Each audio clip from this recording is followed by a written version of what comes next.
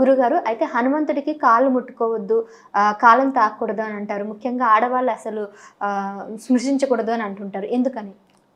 ముఖ్యంగా ఇందాక మనము ఆ శనేశ్వరుడు ఏ విధంగానైతే అహంకారంతో హనుమంతుడి మీదకి వస్తాడో అప్పుడు హనుమంతుడు ఏం చేస్తాడు అని అంటే ఆయన భుజాల మీద కూర్చుంటాడు కదా, ఆ బరువుని భరించలేక శనేశ్వరుడు ప్రార్థిస్తాడట. ప్రార్థించగానే అప్పుడు చెప్తాడు, నా భక్తులను మాత్రం నువ్వు ఎప్పుడు ఎట్టి పరిస్థితుల్లోనూ కూడా నువ్వు ముట్టుకోవద్దు, వాళ్లకు ఇబ్బందులు పెట్టకూడదు.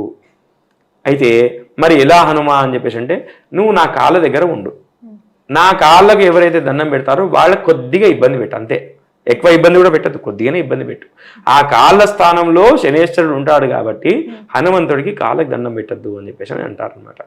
అదేవిధంగా హనుమంతుడు ఆజన్మ బ్రహ్మచారి కాబట్టి స్త్రీలు ముట్టుకోవద్దు అని చెప్పేసి అంటారు.